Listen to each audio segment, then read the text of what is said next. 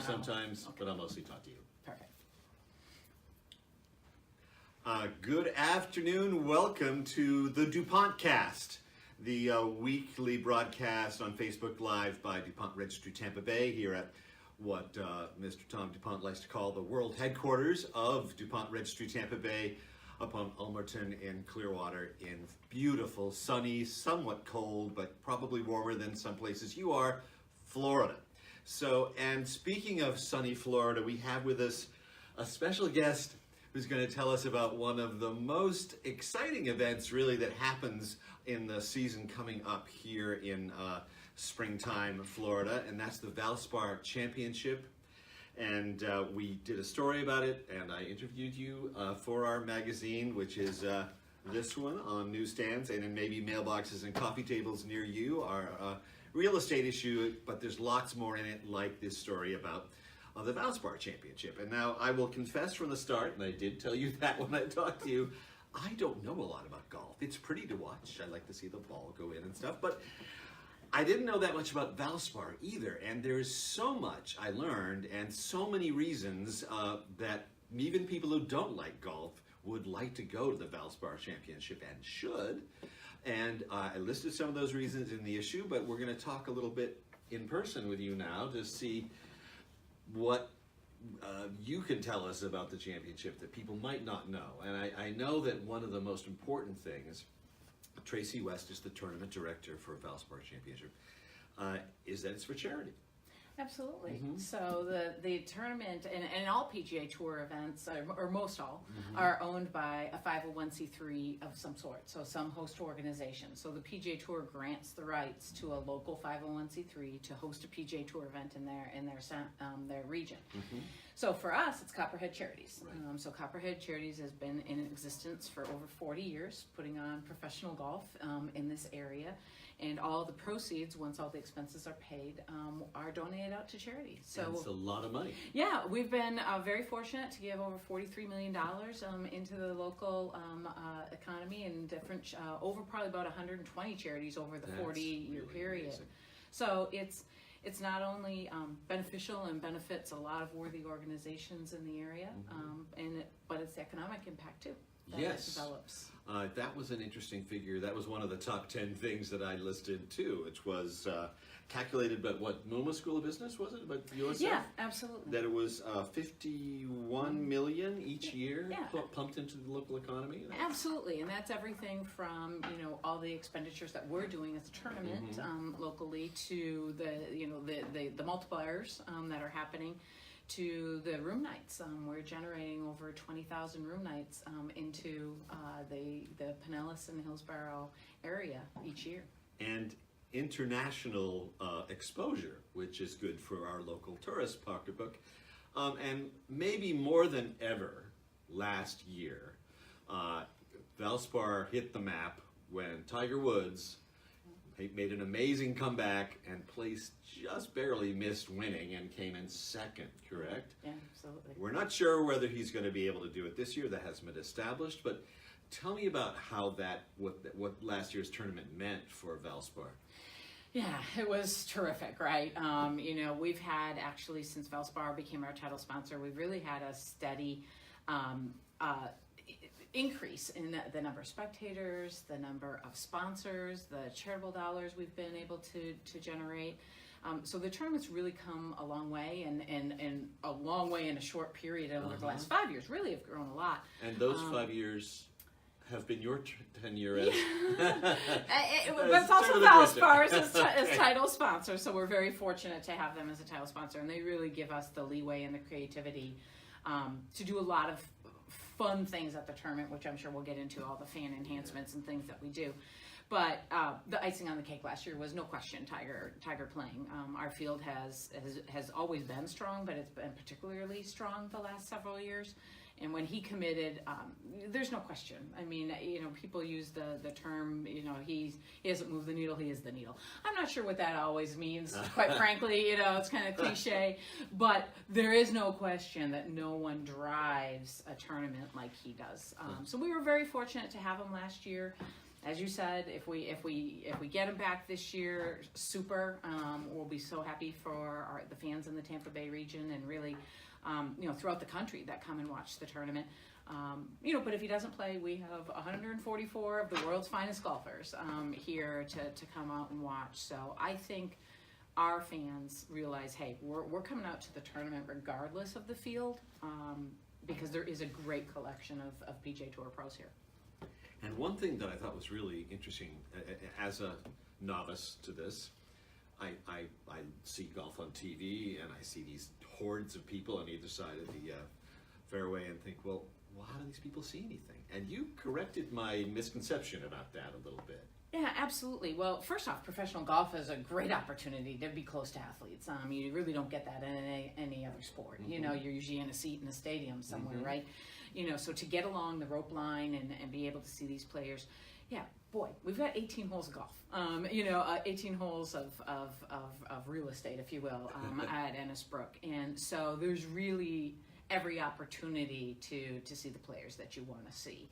And there's every opportunity to ask for their autographs afterwards and all those things. So the players are very accessible athletes for the most part, and we hang our hat on that, no question. Let me mention something I may not have mentioned yet. The dates of the Valspar Championship this year are March 18th to the 24th. And there are so many things happening in addition to the golf, including another really big name. Maybe you want to share that. Yeah, absolutely. So when Valspar came on board and we really started to look at and say, what else can we do to really appeal to a wide variety of folks to come out and watch the tournament? One of the first things we did was create a concert. So a concert series called Valspar Live. And we do a concert one night each year, and we typically have a country star performing, and we've had some great ones in the past, but we're really excited this year to announce that we have Brad Paisley performing. So Saturday night, March 23rd, mm-hmm. after play, so anyone that has a tournament ticket that's purchased a Saturday ticket mm-hmm. is able to then cross over to the second driving range that's at Ennisbrook and watch Brad Paisley perform. So it's really taken hold. We've kind of grown it from the very first year we did it with the band Perry to now. I mean, people are vastly very excited to have a chance to see Brad Paisley. And the price, I mean, is probably a lot less than what you pay for even a regular concert at a stadium. Yeah, absolutely. Because it's the cost of the tournament ticket. You want to talk a little bit about the range of ticket prices? Yeah, so basically tickets on Saturday are $49. So for that, yes, you get to see Brad Paisley and get to see the world's finest golfers and experience all the fun things that all day long we have to do at the tournament. So for $49, that's pretty awesome. Kids 15 and under are free, so it's a very family-friendly. Cheaper than Disney, folks. Cheaper than Disney. We love Disney, but cheaper. Yes, definitely very family-friendly, affordable. And then we have, if you're active duty or military retired, you actually can get a voucher to come to the tournament for free. Oh, that's great. And if you served at all, if you were a veteran at all, it's a $25 ticket. Great. So we have a lot of different price points. And then the other days, Thursday, Friday, and Sunday, tickets are either $39 or $49, depending upon what type of ticket when you purchase them. And as you were mentioning, there's lots of things for families to do, which maybe you might not have been aware of. I wasn't aware of. Talk about the Fortnite zone or the sensible micro Fortnite zone. Exactly. So what we try and do is, just like with the concert, really have a variety of activities for people to come out for. We want this to be more, first and foremost, we're always a professional golf tournament, no question. However, we want to be the place to be in Tampa Bay that week, and particularly those 4 days. So we try and do a lot of other activities on course. So when you're taking a break from watching golf, there's something else to do. So we have a Northwestern Mutual Family Fun Zone, for example, that has rock climbing walls and putting and different carnival games, etc. We have the Fortnite zone that you just referred to, so Sensible Micro. So it's a new area that we created this year. So Fortnite is obviously a huge craze, the most popular, e-game, video game in the world. So we're going to have 6 different gaming units, and we actually are going to have on Saturday as well, not that Brad Paisley's not enough, and our pros aren't enough, but we're actually going to have a national gaming expert from Fortnite. We can't announce who it is yet because we're still signing the contract, but have that person come out, so people are going to be able to watch him play as well.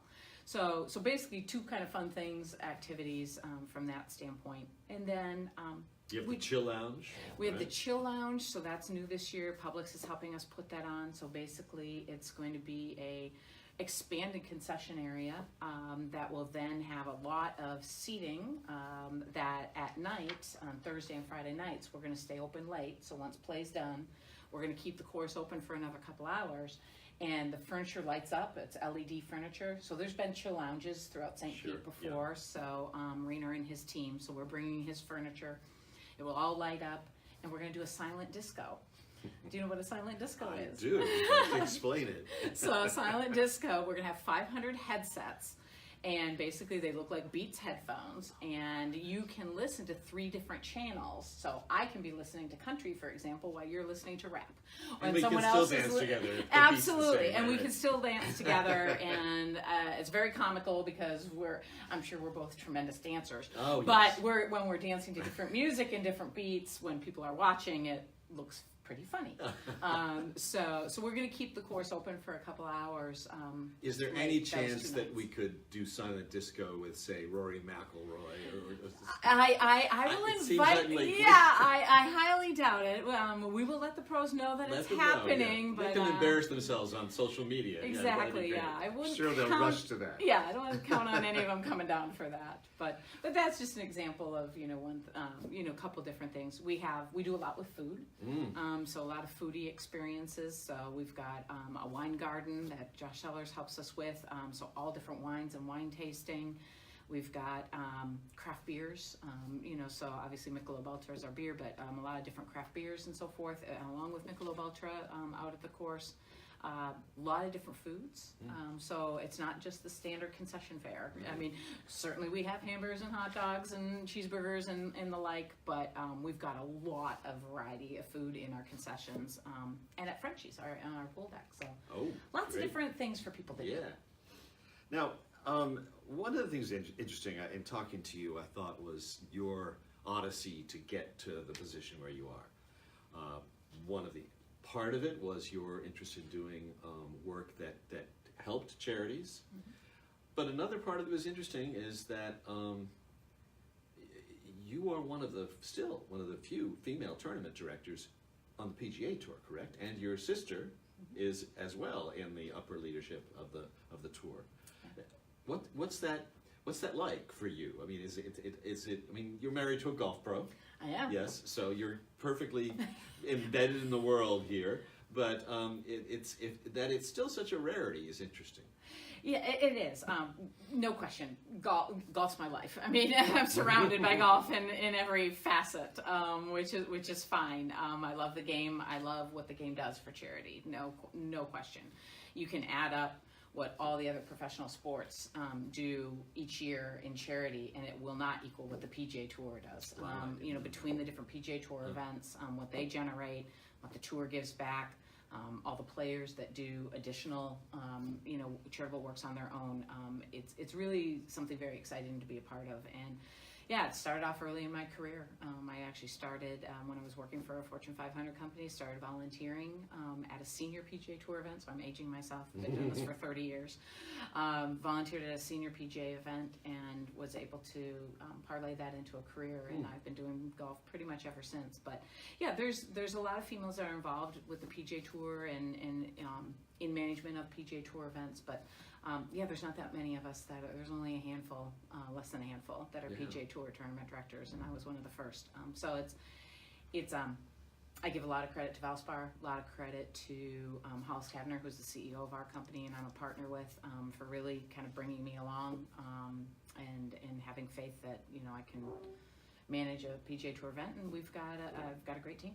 Great staff, great volunteers. And I have to give a shout out to Valspar too, because some of the things you told me about, I did not know that Valspar provided all the paint for Habitat for Humanity homes, is that correct? Yeah, every home in the country, in the United States, that is built by Habitat is painted inside and out with donated paint from Valspar. So they give millions and millions and millions of dollars of paint every year to Habitat. They're a terrific company. Obviously, they're a paint company. They're owned by Sherwin-Williams now, but they're a terrific brand, and I can't say enough great things about how generous they are and how generous they are with the support here of our tournament and in Tampa Bay, and really the PGA Tour as a whole. And that's been a sponsorship for 5 years, is that right? Yeah. And they've renewed that? Is that going to continue? Yeah, so we're through 2020, Okay. and then we hope to, have good news to share soon, Great. on And perhaps longer. do color things? I remember I had a note, there was some kind of different things that were related to Valspar paints that were color zones or something at the tournament. Tell me about those again. Yeah, so Valspar, in addition to all the fun things that we do as a tournament, Valspar takes their role very seriously. The tagline for our tournament is the most colorful PGA Tour tournament in the world, and they take that very seriously. So they try and intersperse as much color throughout the tournament via the signage that we do, but also the different activities that they do. So last year, for example, they always have an expo area, but last year they brought in tiny homes. They brought in 4 tiny homes, so that the tiny home craze, and they painted them all with different Valspar paint colors and so forth. But our fans got to go in and experience a tiny home, which was really neat. They do color scouts. So we encourage our fans to come dressed colorfully to the tournament Thursday through Sunday, and each day they send out 20 people throughout the golf course, and they walk around with prizes. So they have a backpack just full of prizes, everything from Turfus tumblers to concession coupons to hats to sunglasses, and they will hand out over 10,000 prizes in that 4-day stretch. So how colorful do you need to be to compete?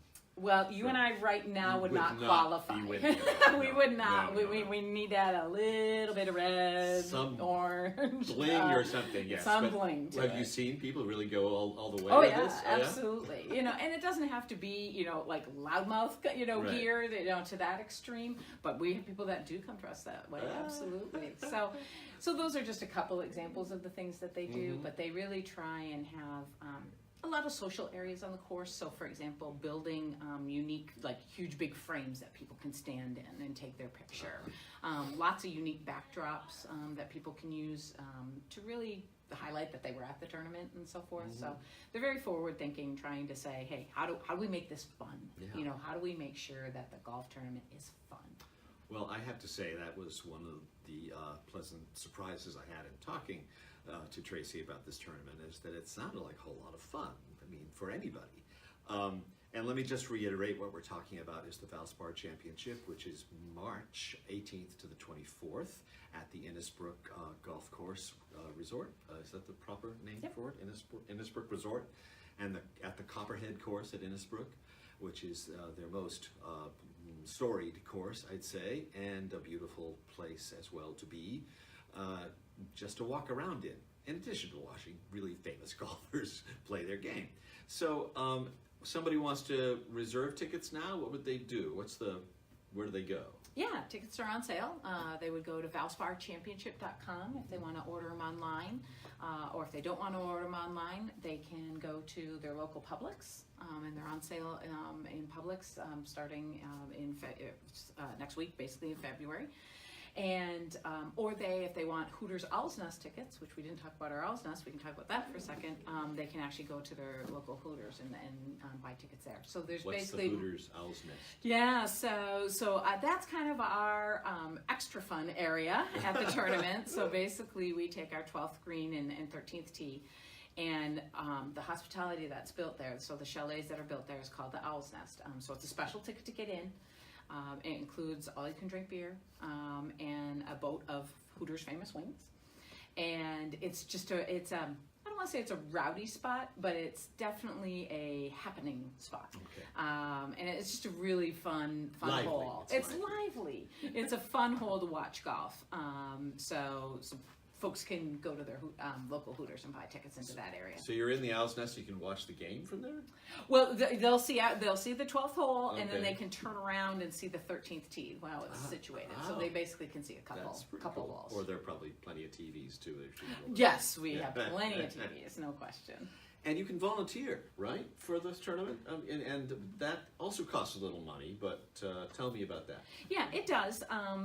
Basically, it takes us over 2,000 volunteers to help put on this tournament, and without them, we wouldn't exist. No PGA Tour would exist without all the volunteers.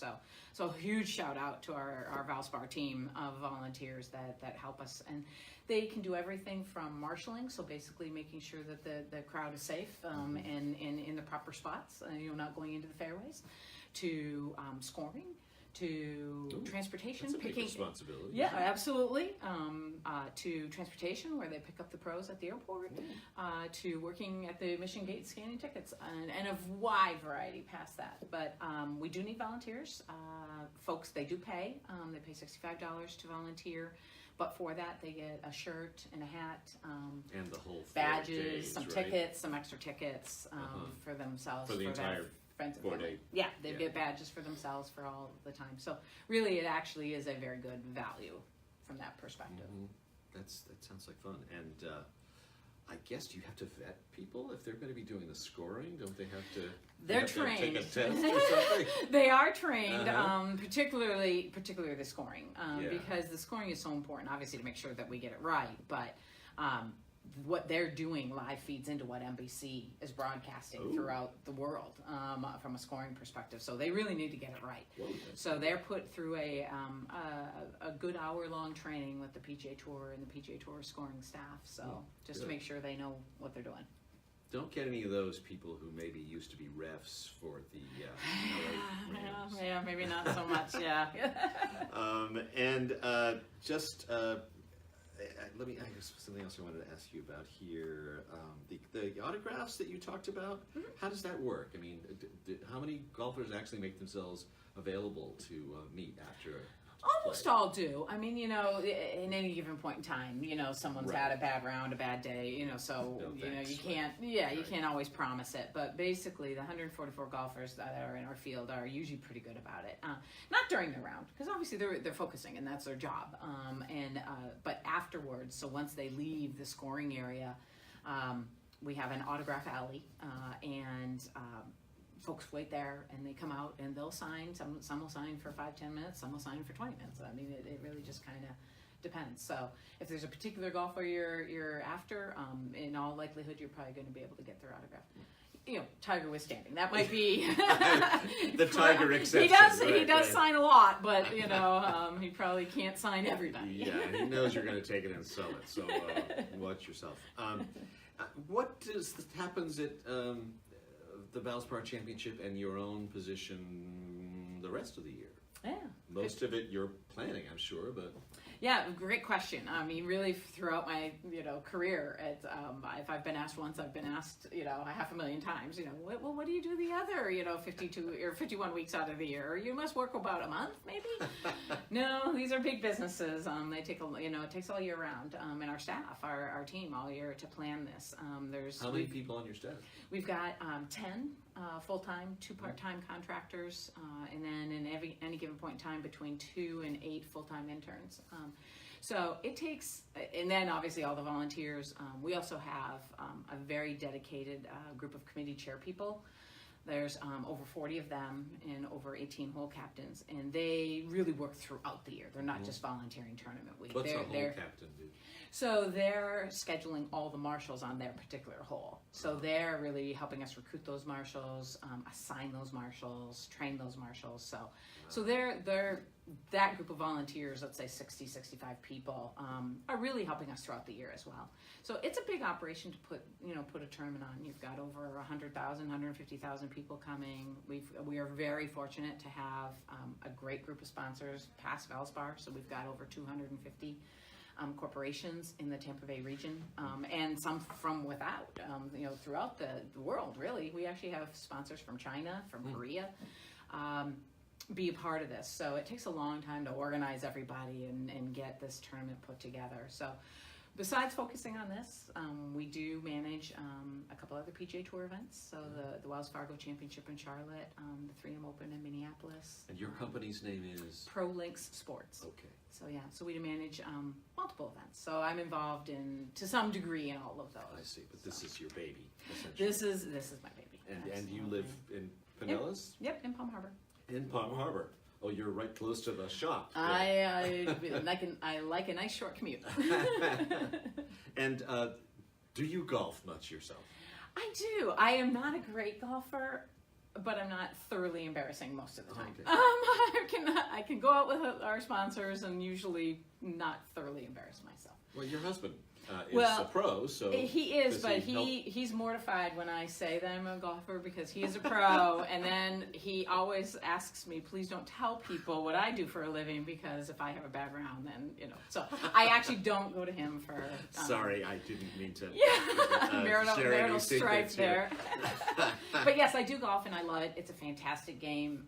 I would highly encourage, particularly women that don't golf or young women in their career.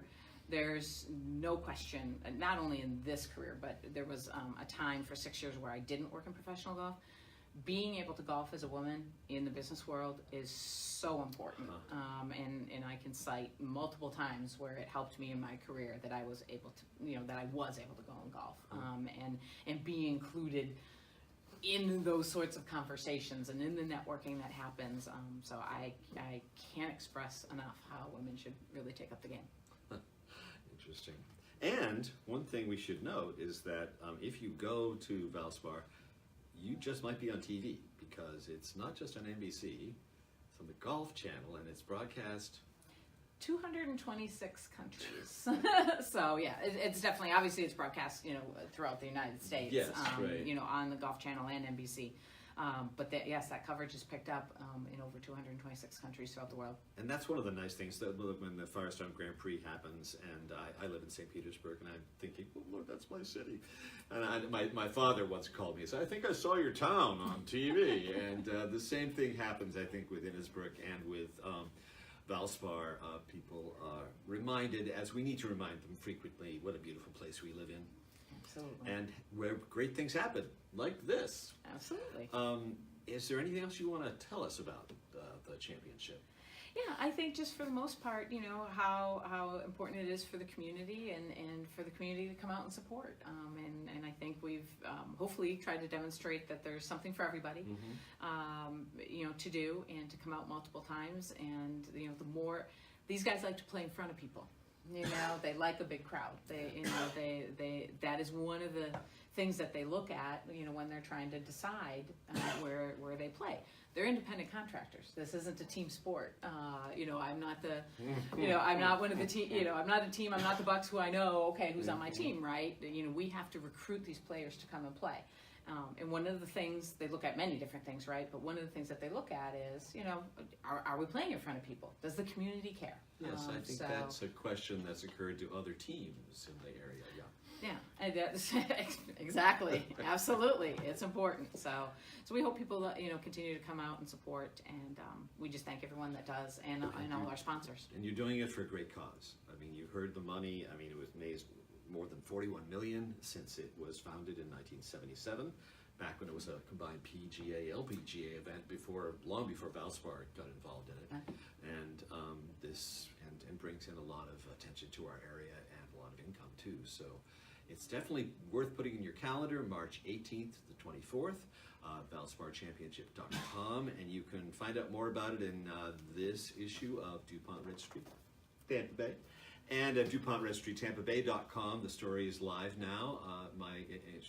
The 10 reasons you have to go to the Valspar Championship, most of which I think we've covered today. And if not, then you'll learn some stuff when you read it. Thanks. It's so great to meet you. Oh, it's a pleasure to be here. Thank you so much. We appreciate the support of DuPont Registry and the support in getting the word out about the tournament and the charities we support. And a special shout out to the First Tee and Habitat for Humanity, which are two of our big charities. So thank you for your time. The First Tee? I don't know. What is the First Tee? Yeah, so the First Tee is basically an organization that helps kids get involved in the game of golf. But not only teaches them to golf, but really the values of golf. So there's basically 10 life skills, that they teach and go through. So everything from, being respectful, to being honest, to how you interact with people and look them in the eye and shake their hand the right way. It's really a terrific program. So it's taking the values that you have as a golfer, right? Being able to call penalties on yourself, right? So the honesty that the game requires, et cetera, and really instills that in young golfers. So it's a terrific program. Patience, I would think, would be one of the... That might be, put it this way, if it's not one, it would definitely be on one of my checklists for golf, that's for sure. And you have 2 kids, is that right? I do. I've got a 23-year-old and a 21-year-old. And they golfed? Their whole life was also surrounded by golf, so they did learn.